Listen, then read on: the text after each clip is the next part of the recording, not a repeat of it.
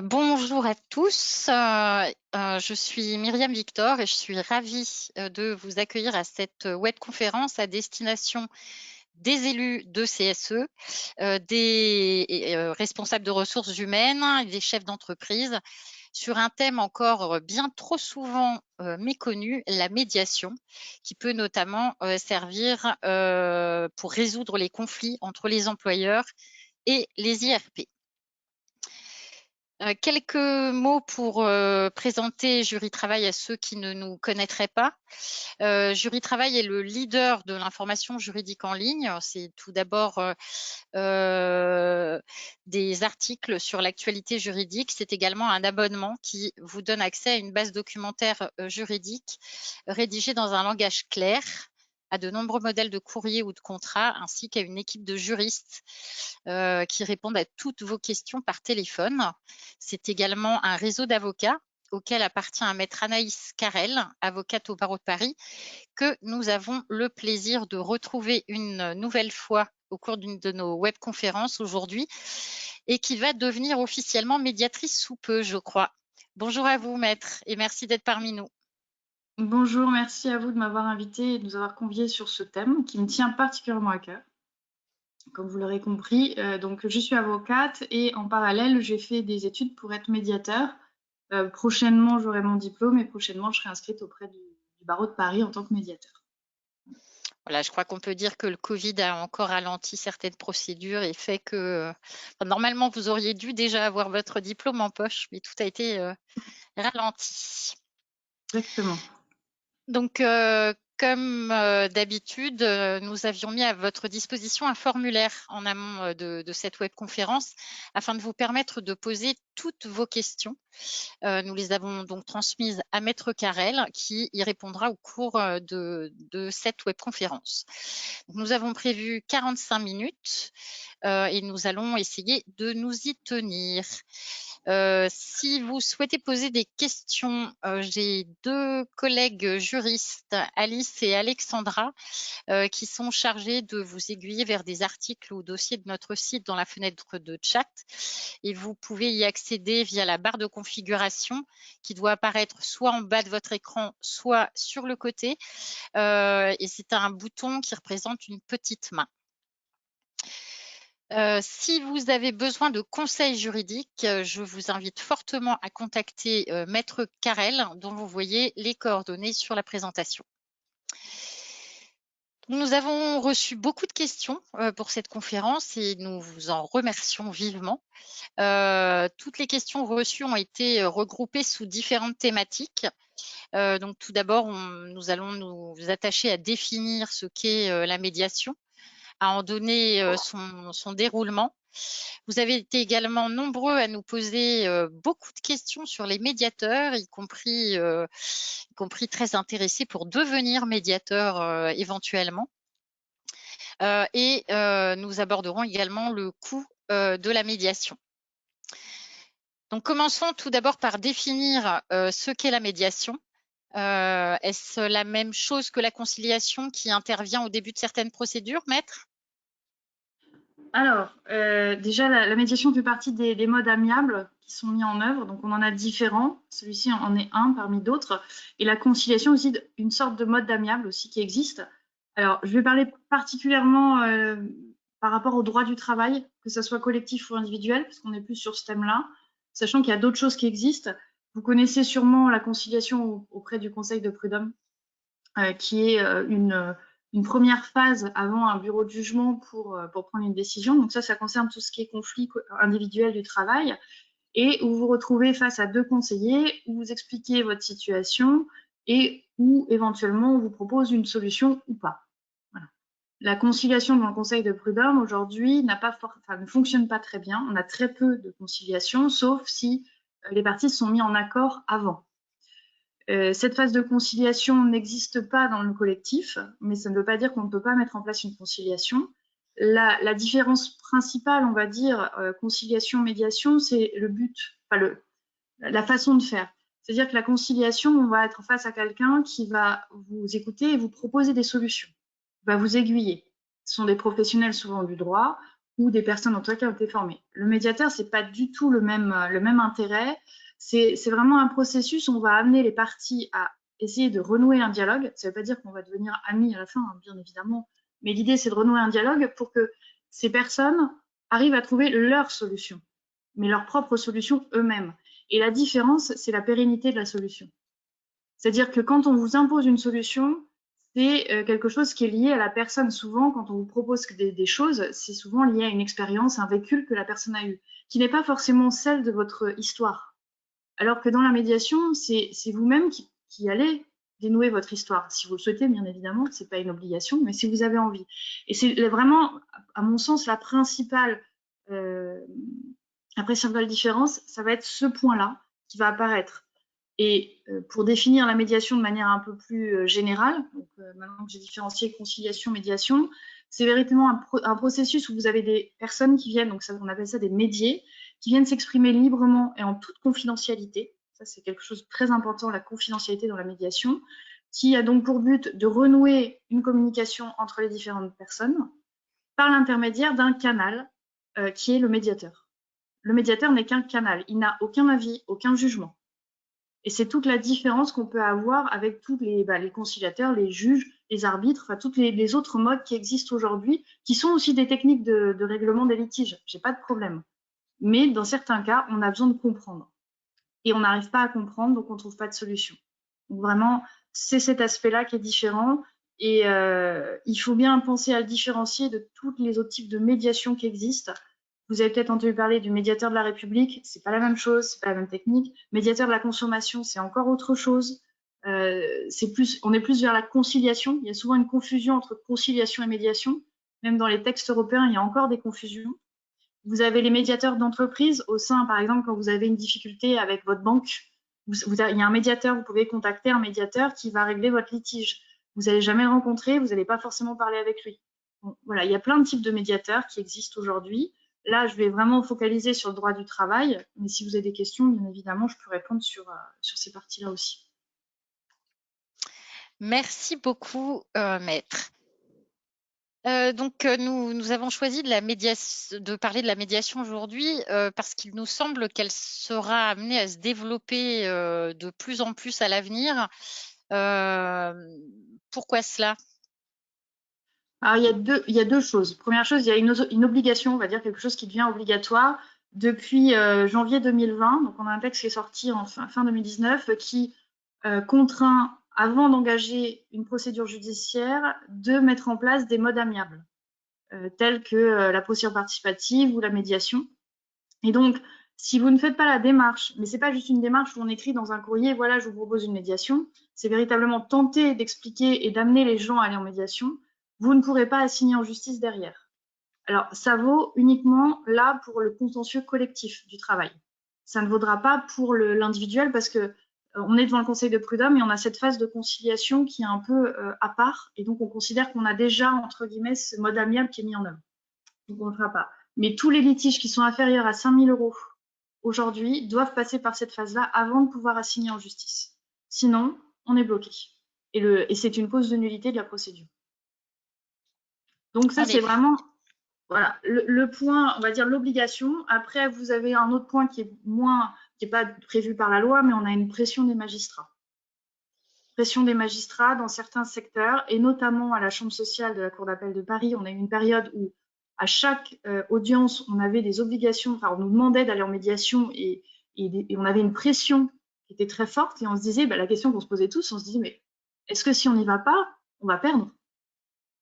C'était la question qu'on se posait tous légitimement. Donc, vous en avez quelques-uns qui sont vraiment pour la médiation avant tout litige, dans le cadre de procédure, et qui vous incitent à le faire. Je vous expliquerai un peu plus tard que ça n'a pas forcément d'incidence derrière. Ça, c'est sur le côté, on va dire, obligatoire. Et puis après, vous avez autre chose, c'est qu'aujourd'hui, on a une réalité, d'autant plus avec ce qui se passe actuellement, la crise sanitaire. On a une justice, on a une lenteur qui est très importante. Les décisions sont de plus en plus longues à obtenir, c'est même plus que les audiences. Nanterre, les prochaines audiences au Conseil de prud'homme sont en 2023. Ah oui. Oui, voilà. Moi, ma prochaine audience à la Cour d'appel, on a saisi en 2009, c'est en 2022. Oula, effectivement, oui, la crise sanitaire a bien ralenti les choses. Voilà. Alors, là, je parle d'Île-de-France, parce que c'est ce que je connais. Hein. Il y a sûrement d'autres juridictions où ça va sûrement plus vite. Donc, il y a cette lenteur. Il y a un aléa judiciaire qui est quand même très important. Donc, on ne sait pas où on va. On peut gagner comme on peut perdre. Et donc, on ne maîtrise rien sur ce point-là. Et il y a le coût financier aussi, parce qu'une procédure qui dure 4 ans, 5 ans ou 6 ans, c'est un coût. Donc, on va arriver vraiment, on va se dire, bon, voilà, ça va être compliqué, est-ce qu'on n'a pas autre chose? Donc, on a tenté la négociation. En effet, il y a plein de techniques de négociation. On essaye tous. La difficulté, c'est que la plupart du temps, on n'est pas formé à la négociation. On pense tous être des bons négociateurs, mais on ne l'est pas forcément. Du coup, on campe sur des positions. Donc, on fait une négociation, ce qu'on appelle sur position. Chacun a son avis. Il dit, bon, voilà, moi, je veux ça, je veux blanc, toi, tu veux noir. Et à la fin, on va obtenir gris. Mais quand vous allez obtenir gris, bah, ça correspondra peut-être pas à ce que vous auriez voulu.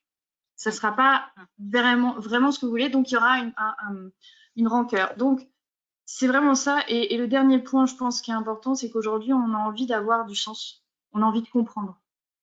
Quand on est en litige, moi j'ai un dossier là actuellement où l'employeur a gagné, mais il ne comprend pas pourquoi. Il ne comprend pas pourquoi on en est là, pourquoi on est en procédure. Et tout ce qu'il a envie là, c'est de comprendre. Même s'il a gagné, mais il n'arrive pas à passer à autre chose. Parce que ça ne suffit pas. On a besoin de mettre des mots derrière. Donc il y en a besoin de concret, on a besoin. Donc je pense que ça va se développer. Vous allez voir il y a beaucoup de médiateurs actuellement. C'est un peu la difficulté. Et faire le tri, on en parlera un peu aussi. Il faut trouver. Mais c'est une des solutions. Je ne dis pas que c'est une solution miracle. Il y a d'autres possibilités. Aller en justice, c'est toujours une possibilité aussi. Mais c'est une solution qui existe aujourd'hui. Autant s'en servir. Elle existe depuis très longtemps dans le code. Personne s'en sert. D'accord, très bien.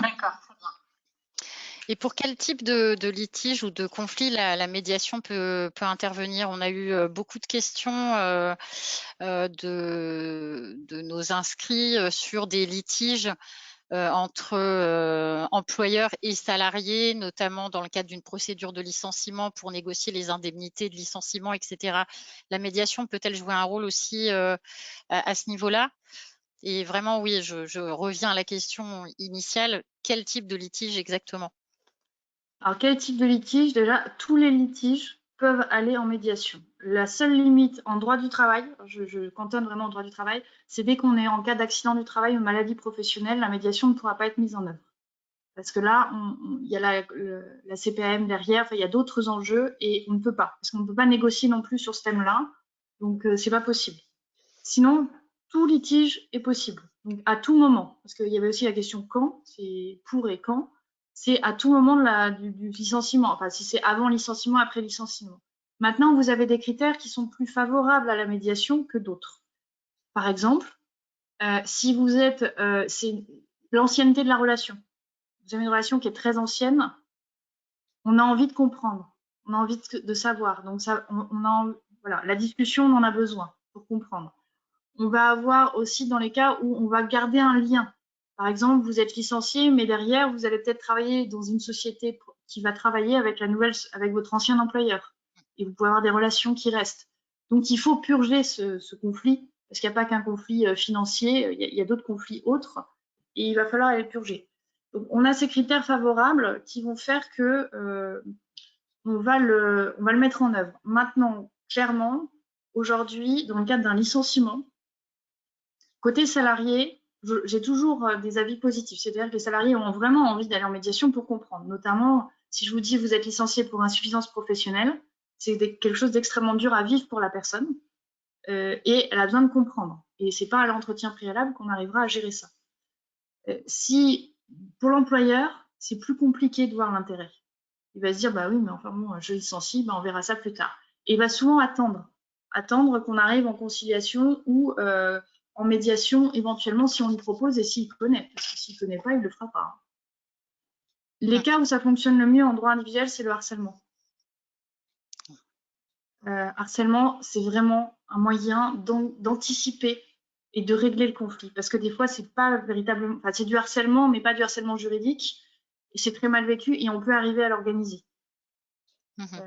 Et en collectif, ce qui fonctionne très bien, c'est quand c'est des réorganisations de services qui sont pas très bien préparées, mal anticipées ou mal vécues, la médiation va aider.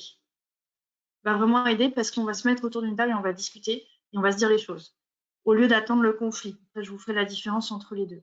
Il y a des critères qui sont défavorables, et j'en citerai que quelques-uns, hein, pas énormément. On ne vient pas en médiation avec une stratégie. On sort d'un litige. En fait, il faut vraiment, la médiation, c'est pas comme une procédure, ça n'a rien à voir. On n'est pas en justice, on n'est pas là pour être jugé, on est là pour trouver des solutions qui sont acceptables pour tout le monde. Voilà, pour toutes les personnes qui sont présentes. C'est une bulle, c'est une parenthèse dans un laps de temps qui est limité à 3 mois, comme je tiens à le préciser, où on va discuter et on va essayer de trouver des solutions. Si on n'en trouve pas, c'est pas grave, on fait autrement. Donc pas de stratégie. Toutes les personnes qui aussi ont des troubles psychologiques et qui viendraient faire de la manipulation, la médiation n'est pas envisageable dans ces cas-là non plus. Donc vraiment, il faut enlever ces aspects-là. Donc il y a des critères favorables, des critères défavorables en fonction des secteurs d'activité. Je vous avoue qu'en droit individuel du travail, pour l'instant, à part les cas de harcèlement, c'est vraiment les cas où on voit le plus. Dans les autres cas, c'est plus compliqué parce que soit l'entreprise ne connaît pas et ne voit pas l'intérêt, soit le salarié ne sait pas, enfin personne ne leur propose. Voilà. C'est vraiment gros, c'est à peu près ça. Ce que je disais en introduction, c'est vraiment quelque chose un dispositif qui est vraiment trop méconnu aujourd'hui, quoi.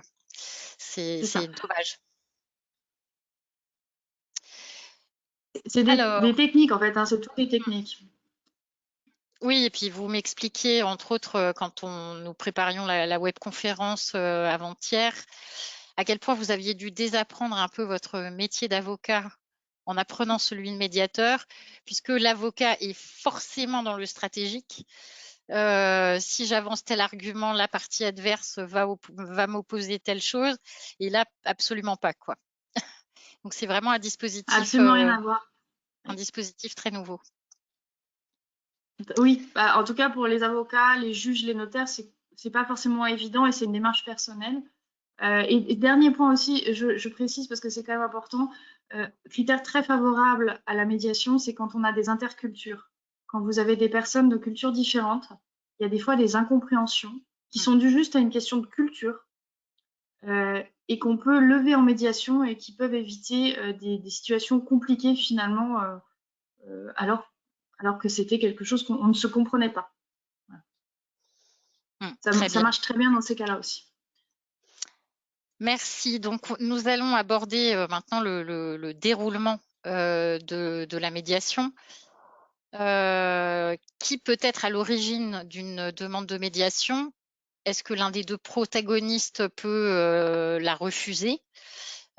Si oui, quelles conséquences ça a? Et une autre question qui nous est posée par l'un de nos internautes, c'est vers qui le salarié peut-il se retourner et comment aider les salariés à utiliser la médiation? D'accord. Alors, je vais essayer de commencer. Déjà, il faut vous différencier deux choses. Il y a deux types de médiation. Il y a la médiation judiciaire et la médiation conventionnelle. Ça répond aussi un peu au quand on met ça en place. La médiation judiciaire, c'est que vous êtes déjà engagé dans une procédure judiciaire et que le juge va vous demander d'aller en médiation. En conflit collectif à Paris, enfin en Île-de-France, ils sont très, très favorables. Mais quand je vous dis très favorables, si vous n'y allez pas, clairement, on vous crie dessus. C'est à peu près ça. Dans certains tribunaux, pas dans tous, hein, mais ça dépend des présidents. Donc, on vous incite à y aller très fortement. Ça, c'est le judiciaire. Et vous avez le conventionnel. Le conventionnel, c'est quand vous vous mettez d'accord pour aller en médiation, c'est pas un juge qui l'a prescrit, c'est quelqu'un qui le fait. Donc, on va avoir deux choses différentes. Le prescripteur ne va pas être le même. Soit vous êtes dans le judiciaire, et donc c'est le juge qui va le demander, ou un des avocats ou une des parties, peu importe, n'importe qui, mais le juge peut le prescrire. Si vous êtes dans le conventionnel, ça peut être une des personnes qui fait partie du litige, ça peut être les deux, ça peut être les avocats, ça peut être un seul avocat. Voilà, n'importe qui peut le proposer. Après, on est libre d'y aller ou de ne pas y aller. On est totalement libre. Il faut vraiment avoir ce sentiment de liberté et de se dire, oui, j'ai envie de comprendre, j'ai envie de rentrer, j'ai envie de voir ce que c'est, par curiosité, mais je ne suis pas sûre. Eh bien, vous avez le droit d'aller à la première réunion et en sortant de dire, ah ben non, c'est fini, je ne veux plus y aller. Ça ne m'intéresse pas, ce n'est pas ce que je pensais. Il faut vraiment avoir cette liberté. Donc, ça, c'est vraiment quelque chose d'important là-dessus. Et si vous refusez d'y aller, eh ben, il n'y a pas de conséquences. Donc, si vous êtes en conventionnel, il n'y a aucune conséquence, puisqu'en fait, c'est vous qui avez choisi ou pas d'y aller. Donc, il y en a un qui dit oui et qui dit non, bah, on passe à autre chose, là, on fait autrement. Si vous êtes devant un juge, si vous le refusez, le juge va demander pourquoi. Et il a un pouvoir maintenant qu'il n'avait pas avant, il a la possibilité de vous enjoindre à aller en médiation et vous obliger à y aller. Et ça, c'est contradictoire avec la liberté qu'on prévoit dans la médiation Oui. parce qu'on doit y rentrer libre. Ça, c'est la grosse difficulté, mais ça ne nous empêche pas d'aller à la première réunion et de dire bah, finalement, on ne s'est pas mis d'accord, c'est fini. Mais vous êtes obligé d'y aller. Parce qu'ils ont tellement envie de faire fonctionner ce système, parce que maintenant, ils choisissent, les magistrats choisissent véritablement les dossiers qu'ils vont, ils les lisent et ils se disent, celui-ci, ben oui, finalement, voilà. Je vous donne un exemple, quand vous êtes dans des cas de succession et de partage compliqués entre frères et sœurs, ben, il vaut mieux aller en médiation, se mettre autour d'une table et discuter, que d'aller devant un juge qui va décider pour vous. Tout à fait. Parce que le juge, il n'aura pas toutes les connaissances que vous avez, enfin, sur votre affinité à quelque chose de particulier dans la maison de vos parents que vous voulez récupérer, par exemple. Il n'aura pas ces tenants et ces aboutissants que seuls les frères et sœurs peuvent avoir. Donc, il y a beaucoup de médiation en droit de la famille, énormément. Très bien, c'est très intéressant. Et du coup, vous m'aviez posé une autre question. Je n'ai pas répondu, je pense, à la Oui, question d'un internaute. c'était par rapport aux salariés, vers qui un salarié pourrait se tourner quand il y a un problème, et comment aider les salariés à utiliser la médiation. Je pense que les IRP, par exemple, ont toute légitimité à le faire quand il y a un Voilà, litige avec exactement. La l'employeur, quoi. communication. Exactement. Déjà, quand les IRP ont un salarié qui vient vous voir, qui vient les voir, ils peuvent le proposer. Ils peuvent le proposer et expliquer que ça existe. Après, la personne fait ce qu'elle veut. Et puis, il y a l'autre prescripteur qui est l'avocat. Si le salarié va voir un avocat et que l'avocat est formé à la médiation, sans parler d'être médiateur, mais au moins formé à l'accompagnement en médiation, c'est pareil, il peut aussi le proposer. Ça fait partie, normalement, maintenant, on a une obligation de le proposer. Ça fait partie des obligations. Donc, à mon sens, les deux prescripteurs véritables sont les IRP et les avocats qui peuvent expliquer. Mais c'est pareil, c'est pas dans tous les cas. Et peut-être qu'au moment où la personne vient vous voir, bah, c'est pas le bon moment pour lui pour lui en parler. Ça sera peut-être dans 6 mois, 1 an, en fonction de la situation. Mais je D'ailleurs, y pense que oui, a-t-il prescription, puisque vous parliez de délai de 6 mois, 1 an, il y a des prescriptions au niveau de la médiation c'est-à-dire par par rapport au rapport, temps. Alors, par rapport au sujet de la médiation lui-même? bah, il y a les prescriptions de droit commun qui s'appliquent. En droit du D'accord. travail, vous avez un licenciement, c'est contestation 1 an, 3 Hmm. ans pour les salaires. Enfin, ça, vous retrouvez les prescriptions classiques. Donc, par exemple, quand vous mettez en place une médiation, la médiation dure 3 mois. Une première fois, on peut la renouveler une fois jusqu'à 6, mais c'est le grand maximum. On D'accord. considère qu'une médiation au-delà de ce temps-là ne sert plus à rien parce que si on n'a pas réussi à trouver de solution, c'est qu'on n'en trouvera jamais. Donc, il faut l'entrée, là, pour le coup, il faut avoir une certaine stratégie dans le sens où il faut réfléchir dès qu'on est licencié à se dire est-ce que j'avais envie de rentrer en médiation? Est-ce que je le fais maintenant? Ou est-ce que j'agis en justice et je propose la médiation après? Mais ça, tout est possible. Il n'y a pas de Très bien. limite là-dessus. Merci beaucoup. Donc, on va continuer parce qu'on a un peu abordé le déroulement, le déroulement de la médiation. On va parler maintenant des différentes étapes. Quelles sont-elles? Alors, déjà, une médiation, comment ça se passe concrètement? Si on vous dit demain, voilà, j'aimerais aller en médiation, on va vous donner le nom d'un médiateur. Bon, après, on expliquera comment on choisit un médiateur. Et ce médiateur va prendre contact avec vous ou vous l'appelez, peu importe. Et vous allez avoir un premier rendez-vous téléphonique ou physique, enfin, ça dépend des personnes, où on va vous expliquer ce qu'est la médiation, pour être sûr que vous êtes bien d'accord sur le principe. Une fois qu'on a fait ça, vous racontez, alors soit on fait des entretiens individuels ou pas, ça dépend des médiateurs et des envies de chaque personne. On peut raconter son histoire au médiateur, lui parler, expliquer ce qu'on a pensé de tout ce qui s'est passé. Ou alors, on va directement à ce qu'on appelle en réunion plénière, c'est-à-dire qu'on va trouver une date où on est tous d'accord, on va tous venir et on va échanger. Et là, on va rentrer une phase où on va avoir différentes étapes. On a 4 types d'étapes. On suit un rythme, en fait. C'est vraiment un processus qui est normé, qui a été pensé par les Américains. Ça ne vient pas de chez nous. Et la première étape, c'est quoi? Qu'est-ce qui s'est passé? Racontez-moi ce qui s'est passé. Et donc, chacun va raconter à son tour ce qui s'est passé avec ces techniques de médiation, de communication que le médiateur va utiliser pour que l'autre entende. L'idée, c'est vraiment de se dire, voilà, vous dites quelque chose, le médiateur va s'en servir, va le reformuler, ce qui va vous permettre à la personne qui a parlé de se dire, ah oui, c'est ça que j'ai voulu dire, et à l'autre, donc d'être entendu, et à l'autre d'entendre ce que la personne avait à dire, par un canal. C'est vraiment le... Donc ça, c'est la première phase, qui peut parfois être un peu explosive, parce qu'il y a quand même beaucoup de sentiments. Donc on raconte. Après, on passe sur la phase un peu émotion, hein, forcément, où les gens vont s'exprimer peut-être un peu plus de manière plus virulente ou pas, hein, ça dépend des personnes. Et on va aller chercher pourquoi ça s'est passé. Quels ont été les besoins qu'il y avait derrière de chacun. Et ensuite, donc une fois qu'on a fait ça, qui est la partie la plus importante, et ça peut se passer en une réunion comme en 2 ou 3 réunions, sur des conflits collectifs. Oui, j'en ai déjà suivi. On a déjà passé au moins 2 ou 3 réunions sur ces thèmes-là. Parce que c'est compliqué. Il faut ressortir et ça concerne plusieurs personnes quand on est en collectif, on n'est pas en individuel. Et une fois que vous avez fait ça, vous allez basculer à un moment où vous allez dire, ah bah oui, chacun a vu un petit peu les besoins de chacun et se dire, ah bah il y a peut-être des solutions finalement, parce qu'il y a des choses qu'on s'était pas dites, on s'était pas posé ces questions-là. Et le médiateur a ce rôle-là finalement. Et on va avoir des solutions qui vont tout de suite sortir. Et donc là, on arrive sur la phase, donc c'est toujours en réunion, hein, tous ensemble, où chacun va émettre les solutions qu'il envisage, ou pas, parce que ça peut s'arrêter avant, hein, en se disant, il n'y a pas de solution. Et donc, ces solutions sont envisagées, et après, on met un plan d'action. On fait le côté concret.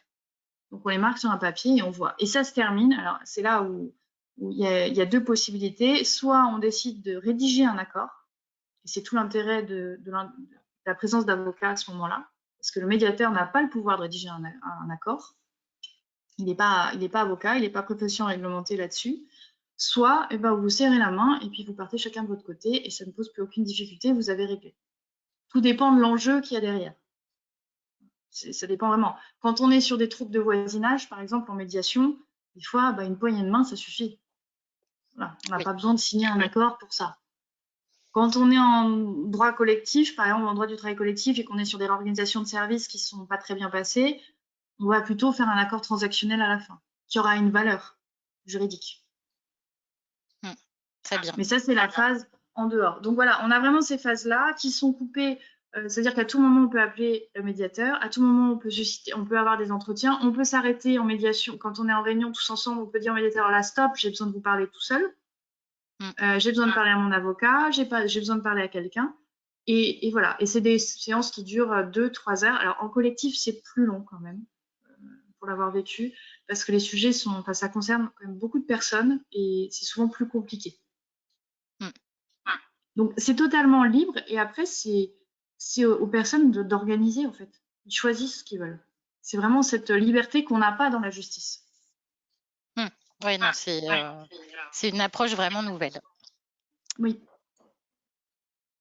L'avocat a-t-il un autre rôle que celui de rédacteur d'accord au cours de la médiation ou... Alors, oui. L'avocat a un autre rôle, c'est d'accompagner donc les personnes qui rentrent en médiation. Alors, il n'a pas un rôle, c'est-à-dire que l'avocat va passer en deuxième position.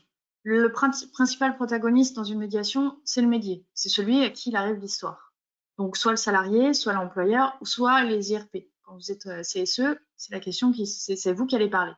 L'avocat va être là en écoute, va accompagner. C'est pas forcément nécessaire qu'il soit présent à toutes les réunions, ça dépend.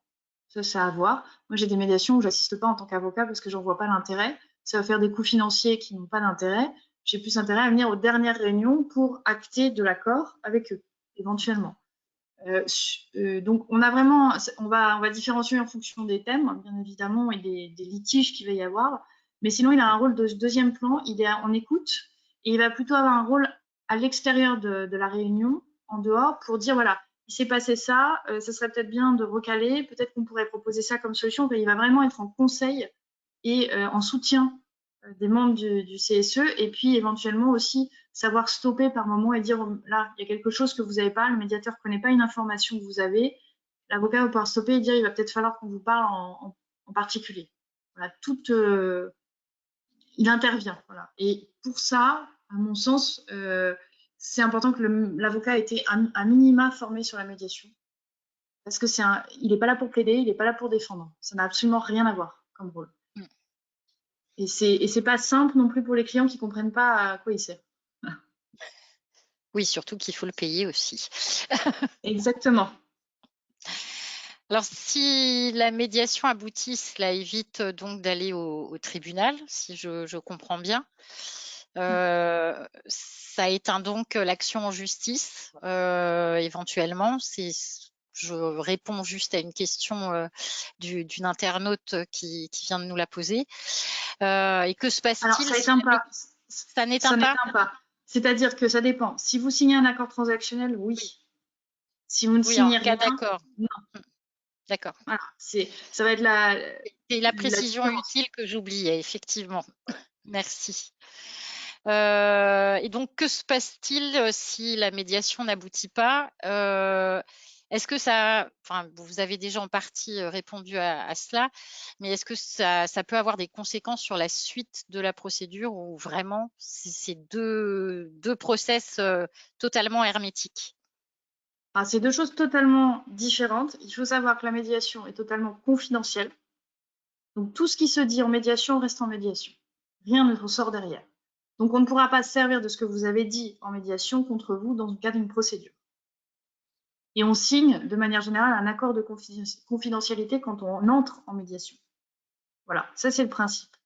Et la seule difficulté que je vois là-dessus, c'est quand on échange des documents pendant la médiation, parce que ça peut arriver, notamment quand vous faites de la réorganisation de service et que ça s'est mal passé. On échange, on fait des propositions, des schémas, des process, etc. Et donc, il faut penser à faire lever la confidentialité parce que sinon, on ne pourra pas s'en servir par la suite. Donc ça, c'est le rôle de l'avocat aussi, hein, de savoir gérer. Pareil, d'importance qu'ils soient formés à la médiation, qu'ils connaissent ce point-là. Donc, véritablement, ça n'aura pas de conséquences sur la suite. Comme je vous l'ai dit, c'est pas parce que le juge veut absolument que vous y alliez, si vous êtes en médiation judiciaire, en médiation et que vous refusez, que vous allez gagner ou perdre. Ça ne changera rien. Et le médiateur ne peut rien dire de ce qui s'est passé en médiation au juge. La seule chose qu'il peut dire au juge, c'est ça a abouti, ça n'a pas abouti. C'est la seule chose. Très bien. Le juge n'a pas interféré là-dedans. Et conventionnel encore moins, parce que c'est un accord entre vous. Donc, il n'y a pas de... Le juge n'intervient absolument pas dans ce cadre-là. Très bien, merci beaucoup. Alors, il nous reste un quart d'heure pour aborder la suite. Donc, entre autres, donc déjà la partie sur les médiateurs. Qui sont-ils? Comment les trouver? Et certains internautes sont vraiment très curieux et parce qu'ils ont j'ai senti en lisant leurs questions qu'ils avaient parfois une envie de devenir médiateur.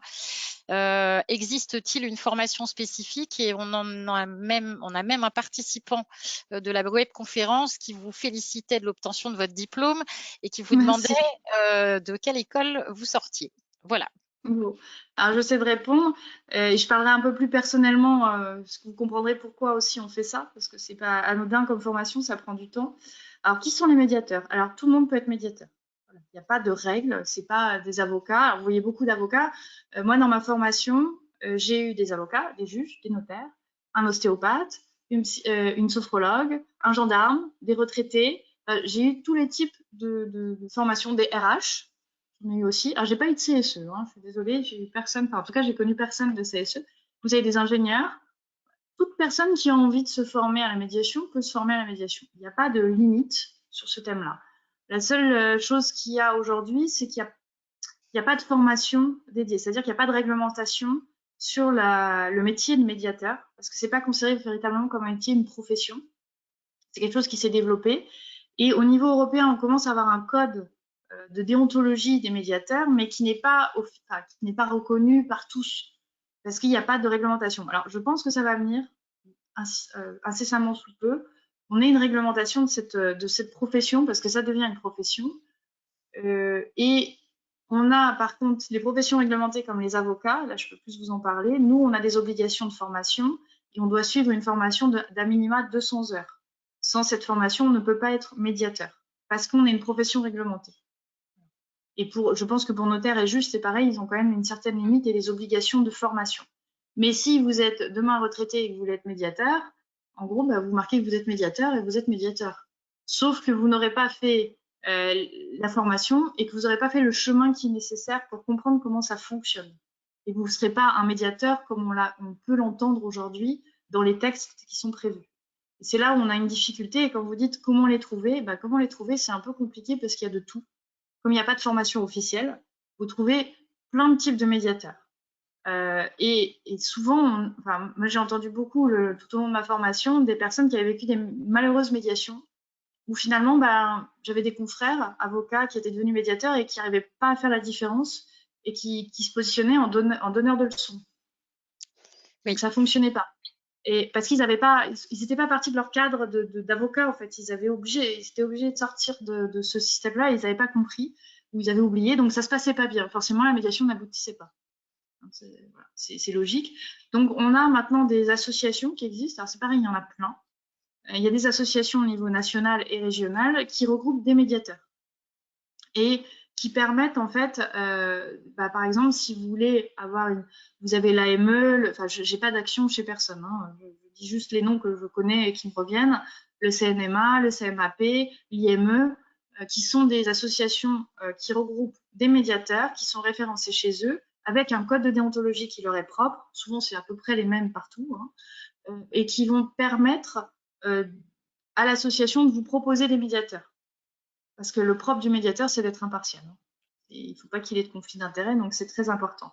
Donc ces associations veillent à cette rigueur, on va dire. Après, il y a le juge qui a une liste de médiateurs aussi. Donc, on s'inscrit auprès des cours d'appel.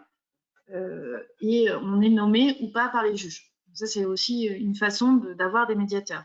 Mais je ne peux pas vous dire, voilà, vous pouvez aller sur tel site et retrouver, par exemple, quand vous cherchez un avocat, vous allez sur le barreau de Paris et vous aurez tous les avocats parisiens. Et puis, il faut choisir. Les médiateurs, voilà. Donc après, il faut choisir. On en parlera peut-être un peu en dessous, je crois qu'il y a une question sur le choix. Et alors, quelle formation j'ai faite et comment j'en suis venue là? J'ai fait une première année à ce qu'on appelle l'EIMA, c'est l'école de formation à tous les modes de règlement amiable des conflits. J'ai appris autant la médiation que l'arbitrage, que les droits collaboratifs et autres et procédures participatives. Et donc j'ai fait ça pendant 1 an et j'ai fait une deuxième année à l'IFOMEN auprès de la faculté catholique qui donne l'accès à un diplôme universitaire de médiateur. Donc on continue, mais on peut faire directement l'IFOMEN pendant 2 ans, on peut faire le CMAP, on peut faire. Il y a plein de formations qui existent. Il y a des formations qui durent même que 3 jours. Oui, donc le sérieux de ces formations est un peu discutable du coup. Vous aurez les bases, c'est-à-dire que vous aurez compris. Le processus en soi, vous le comprenez assez facilement. Maintenant, il y a un chemin à faire. C'est pas quelque chose qu'on apprend comme ça, c'est des techniques de communication, certes, donc ça sert à vous servir de la PNL, de la communication non violente, des logiques émotionnelles. Tous ces points-là en font partie. C'est pas de la psychologie, c'est juste des techniques, mais c'est aussi un état d'esprit. Et je pense que le cheminement est nécessaire. En tout cas, personnellement, moi, mes 2 ans m'ont été bénéfiques pour arriver à avoir ce cheminement et me dire, voilà, maintenant j'ai compris ce que c'était, je l'ai intégré moi-même et je vais pouvoir le transmettre. Avant, je l'avais compris, mais je ne suis pas sûre que j'aurais été en capacité de le faire aussi rapidement. Voilà, donc, j'ai trouvé que ces 2 ans étaient nécessaires. Alors, ces 2 ans, bien évidemment, c'est pas tous les jours, hein. C'est le week-end. Voilà, c'est des formations. Souvent, vous avez que des professionnels qui se retrouvent parce que c'est quelque chose qu'on fait en plus. Il faut bien avoir une idée que médiateur, c'est pas une activité à part entière. On ne peut pas en vivre totalement. C'est vraiment un choix. Et c'est un choix de vie aussi de se dire j'ai envie de vivre les choses autrement que dans le conflit. Je comprends. Plus simplement. Alors, le temps file à toute allure. On risque de terminer un tout petit peu en retard. Je suis désolée pour les internautes. Et juste une question que je prends à la volée aussi. Vous avez parlé d'associations qui listent un petit peu les médiateurs. Est-ce que vous pouvez nous en citer une ou deux? J'ai donné, il y a l'AME, c'est l'association des médiateurs européens. Le CMAP, c'est le centre de médiation d'arbitrage de CNMA, c'est le centre national de l'arbitrage, mais c'est en lien avec, il y a la médiation dedans. L'IME, j'ai plus les noms, je pourrais vous les lister, j'en ai quelques-unes, mais là j'ai plus tous les noms en tête? Maître Carrel, je lui reposerai la question et lorsqu'on on postera la vidéo de cette webconférence, dans l'article, vous aurez les noms des différentes associations. Pardon. Voilà. Et puis, vous avez aussi des médiateurs qui ne sont inscrits dans aucune association, c'est pas une obligation.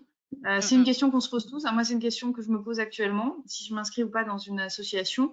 Si on n'a pas... Donc, il y a des médiateurs qui sont totalement indépendants. Et moi, je travaille avec des médiateurs actuellement qui sont inscrits nulle part et qui fonctionnent très bien aussi. Donc, il y a aussi une question de confiance et de connaissance. Hein. Il y a aussi ce choix-là qui se fait. Donc, on en vient peut-être à la question de comment on choisit un médiateur. Choisir, tout à fait. Oui. Alors, comment choisir? Eh ben, vous êtes libre de choisir qui vous avez envie. Ce qui est vraiment important, c'est l'impartialité. Vous devez trouver un médiateur qui ne prend parti pour personne. Si vous avez le sentiment qu'il prend parti dès la première réunion, vous lui dites. C'est pas normal. Il n'a pas à prendre parti. C'est quelqu'un qui doit être bienveillant vis-à-vis de vous et qui doit vous amener la confiance. Si vous n'êtes pas en confiance pour lui dire ce que vous avez à dire, ça sert à rien.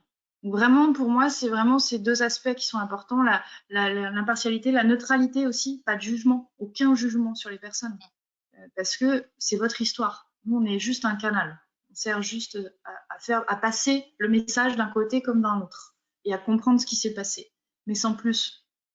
On n'a pas d'avis sur la situation. Et d'ailleurs, c'est une question qui revient souvent. Est-ce que le médiateur doit être un expert dans le domaine? C'est pas parce que vous avez un médiateur qui est avocat qui va vous faire quelque chose de juridique. Il n'est pas censé. Il n'est plus avocat quand il est médiateur. On part, on enlève. Le juge, c'est pareil. S'il commence à refaire le métier qu'il fait, c'est pas le médiateur. C'est pas normal. Ça ne fonctionne pas comme ça. Donc, il faut vraiment différencier les deux et vraiment arriver sans préjugés. Et je trouve que il est souvent plus simple d'avoir un médiateur qui ne connaît rien à l'histoire, qui ne connaît rien au domaine. Sauf dans un cas, et ça je l'ai vécu en tant qu'avocat, je n'étais pas médiateur, dans les conflits collectifs. Parce que dans les conflits collectifs, si on ne comprend pas les relations entre les IRP et les employeurs et qu'on ne connaît pas le système, c'est très compliqué parce qu'il y a une phase où le médiateur doit essayer de comprendre. Et ce n'est pas forcément facile. Voilà, en fait, c'est tout le sujet de mon mémoire. Hein, donc, c'est une vraie question qui se pose sur cette place dans le conflit collectif. Donc voilà, je dirais impartialité et confiance. Voilà, avoir confiance en la personne. Si vous n'avez pas confiance, ça ne sert à rien. Comme toute personne, comme tout professionnel d'ailleurs. Hein, tout à fait. C'est vrai d'un avocat aussi, quand on ne se sent pas écouté par un avocat. Si vous n'avez pas confiance en votre avocat, il faut changer. Oui, c'est ça. C'est pas possible. C'est quelque chose qui ne fonctionne pas. Alors, on va aborder donc l'aspect financier de la médiation maintenant. Combien cela coûte-t-il en moyenne? Est-ce que les honoraires sont fixes ou libres?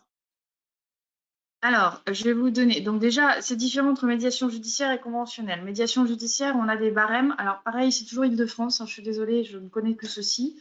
Mais à Paris, enfin Île-de-France de manière générale, pour les litiges entre employeurs et salariés, on est aux alentours de 800 €. Pour tout ce qui est conflit collectif, on est plutôt vers 1 600 € ou quand c'est un litige un peu plus compliqué, qu'il y a des enjeux financiers importants. Et au-delà, et le plus haut, c'est 3 000. Sachant que je n'ai vu appliquer que 800 et 1 600. J'ai jamais vu le 3 000, je ne sais pas à quoi il correspond en fait. Je n'ai pas encore trouvé. Je ne sais pas trop dans quel domaine. Ça, c'est pour le judiciaire. Donc, c'est limité. C'est le juge qui définit. Il peut définir plus s'il considère que le litige est un peu trop compliqué et que ça va nécessiter beaucoup de temps. Et vous avez la médiation conventionnelle, donc que vous choisissez. Et bien ça, c'est totalement libre. Donc, il n'y a pas de règle, mais c'est aussi à vous de définir en fait avec le médiateur si vous êtes prêt à mettre ce prix-là. Pour avoir une idée, moi, le médiateur avec lequel je travaille, sur des conflits individuels qui vont nécessiter à peu près 3 réunions, hein, c'est à peu près ça, 3 réunions plus toute la préparation, parce qu'il y a quand même des rendez-vous téléphoniques avant, on est sur du 900 000 € pour tout le monde. Hein. C'est pas pour une partie, c'est pour tout le monde. On n'est pas sur des budgets plus élevés, on va pas très haut. Surtout, on parle en droit du travail, hein, parce que dans d'autres matières, on peut aller beaucoup plus loin. En droit commercial, c'est pas forcément les mêmes prix. Là, je vraiment dans le droit du travail. Donc, on va plutôt être sur des petits budgets, façon de parler, mais pas des très gros budgets. Par rapport au budget d'un avocat, c'est petit, oui. Voilà, exactement. Sachant que si un avocat doit intervenir, il faut prendre en compte aussi qu'il peut y avoir ce coût-là, à un moment donné, à entrer dans le coût final. Mais c'est une discussion qu'il y a, et surtout, c'est qu'après, le coût financier est partagé, enfin, la plupart du temps est partagé. Alors, je vais vous expliquer pourquoi il est partagé entre les parties, mais ça peut faire aussi l'objet d'une négociation, c'est-à-dire que ça peut être l'objet de l'accord à la fin et dire bah, vous prenez en charge. Moi, je suis d'accord, mais vous prenez en charge la totalité. Ça peut en faire partie. Moi, c'est ce qui s'est passé dans le collectif. La plupart du temps, c'est l'employeur qui prenait à la fin la totalité. Ça faisait partie des accords qu'on avait mis.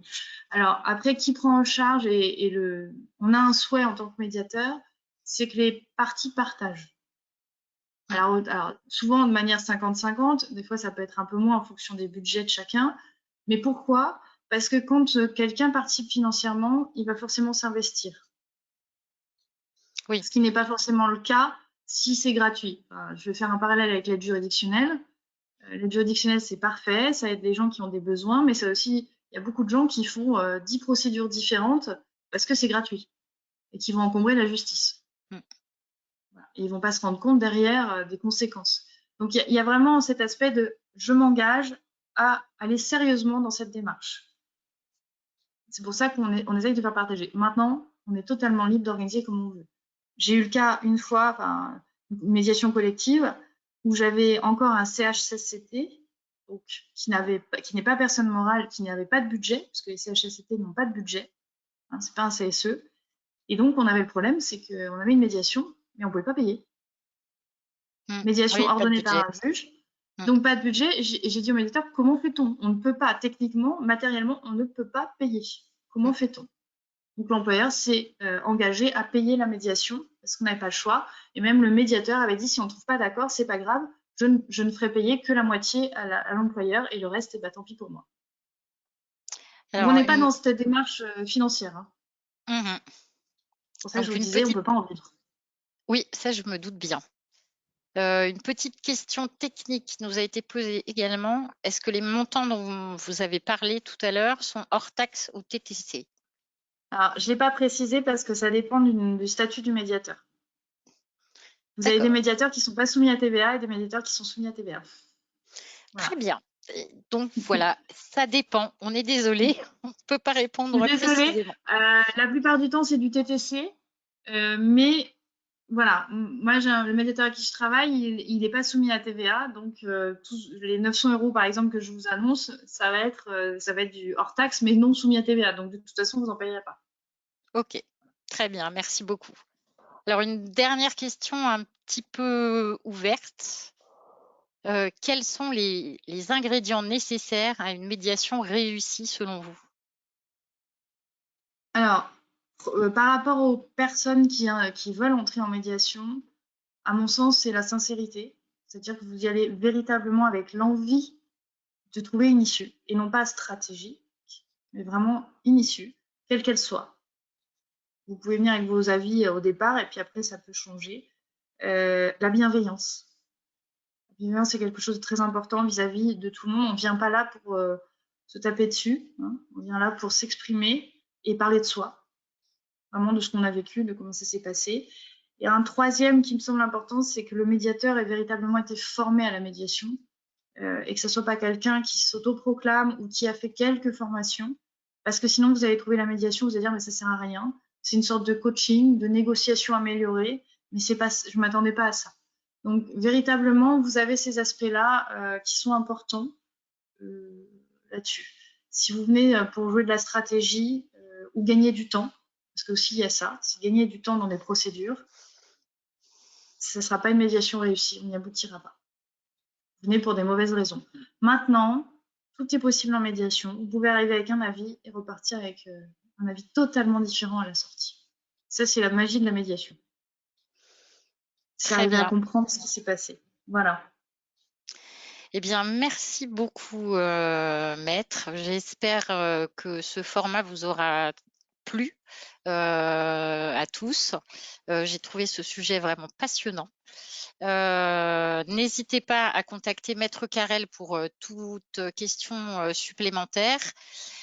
J'invite également les élus à nous rejoindre dans nos 2 groupes privés sur LinkedIn ou sur Facebook.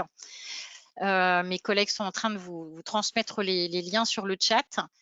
Merci encore, Maître Carrel, d'avoir accepté d'animer cette webconférence avec moi et tenez-nous au courant de l'aboutissement de votre projet sur la médiation collective. Vous avez attisé un petit peu ma curiosité sur le sujet hier. Alors, en fait, juste pour terminer là-dessus, et je vous remercie à tous parce que certains avaient participé à mes questionnaires que j'avais posés sur le groupe Facebook à Mm. l'époque. J'ai fait mon sujet de mémoire sur la médiation, outil de régulation des relations IRP employeur. Et j'ai fait beaucoup de recherches là-dessus et c'est vraiment très particulier. Il y a peu de choses aujourd'hui et j'ai envie, avec d'autres personnes qui ont plus d'expérience que moi dans la matière, d'écrire une sorte de guide ou quelque chose, en tout cas, sur la médiation collective pour comprendre comment ça fonctionne, comment on met ça en œuvre et quand on est très nombreux, comment ça se passe. Parce que là, je vous parle 2, 3 personnes, c'est assez facile. Mais quand on est 20 ou 30, quand vous êtes CSE et que vous intervenez et que vous parlez au nom des personnes, concrètement, comment ça se passe. Et voilà, on a ce projet-là cette année de le faire et j'hésiterai pas à partager avec vous mes avancées. Et cette webconférence est pour moi aussi très importante parce que j'ai pu voir vos questions, ce qui me permet aussi de voir un petit peu comment orienter cette rédaction. Donc, merci beaucoup. Merci à tous d'avoir assisté à cette webconférence.